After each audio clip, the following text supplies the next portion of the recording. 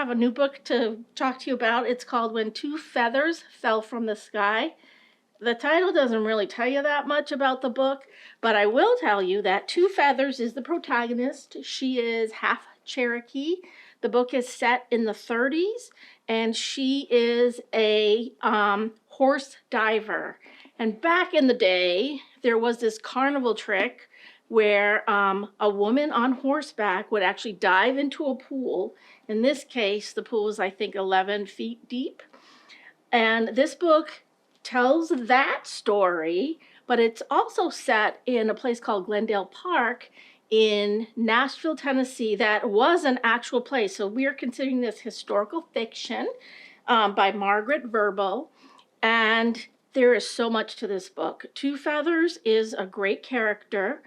But then there's other quirky characters too. There's Clive, who manages the zoo as part of this park, and he suffers from PTSD from fighting in World War I. They didn't call it PSD then, but he suffers from that, and so there's a little bit of that in there. There is, I don't want to give too much away because this is such a great book, but there's some mysticism in it, there's some magic, there's some, you might really get involved with this because I sure did. My book group is reading it and are discussing it in a couple of weeks. You can see my little tabs right here. There's humor in this. There's some great historical background. I really enjoyed this book, and I think you will too. It's available through our catalog as a book like this, large print, digital book, and digital audio book. So you have your choice in how you want to read it. Take a look at it, and I'll talk to you next time. Hi, this is Caroline from Adult Services. In September, we are celebrating National Good Neighbor Day. That is on September 28th, but we are having events throughout the month, starting with our community snake rock, which will be added to and sort of loop around on our front lawn. Miss Stacy has started the head for it, so come bring your decorated rock and add to the snake. We'll also be doing daffodil bulbs for your neighborhood. You'll get 10 bulbs, and then registration is required and quantities are limited, so make sure you sign up for that, and pickup will be on the 28th.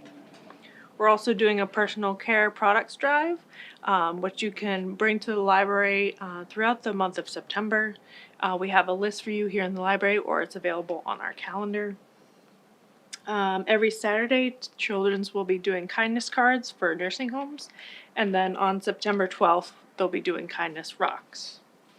On September 23rd, we'll be having a special crafter day where we'll be making centerpieces for the Villager on Mast Road for their dining room tables. On the actual National Good Neighbor Day, we'll be having a Good Neighbor Day walk with the Parks and Rec Department on the rail trail. We'll meet at the Parks and Rec building at 10 a.m.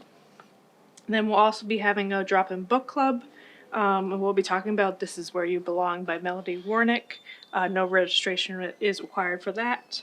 And then the teens will be doing a DIY Good Neighbor Gifts.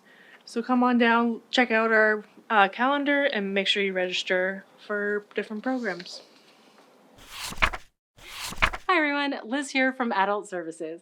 And my pick this week is actually going to be two books on the same topic. I don't know about you, but I have been super into Egypt for no particular reason recently. So one of my recent reads is Cleopatra, A Life by Stacy Schiff. It is a biography of Queen Cleopatra VII of Egypt.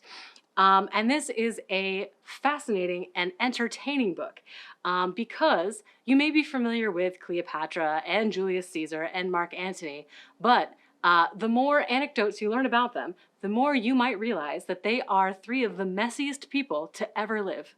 I would absolutely watch a reality show about these three over melodramatic people.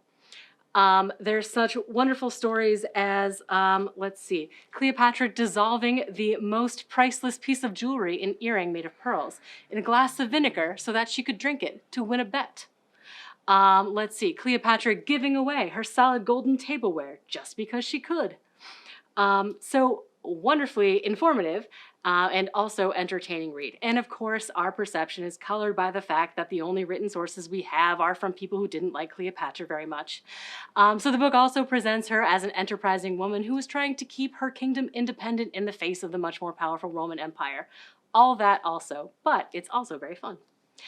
And if you finish this book and you're in the mood for more, a more recent release is Cleopatra's Daughter by Jane Draycott, which tells the story, the not very often told story, of Cleopatra's only remaining child. Spoilers, I'm sorry, I know. Cleopatra Selene. So Cleopatra Selene, after the death of her parents, goes from being a slave in Rome to the queen of her own country. And her tale is not very often told because there aren't many written sources. But what this author, Jane Draycott, does is she ties together a lot of archaeological finds to create a compelling case for what the life of Cleopatra's only child might have been.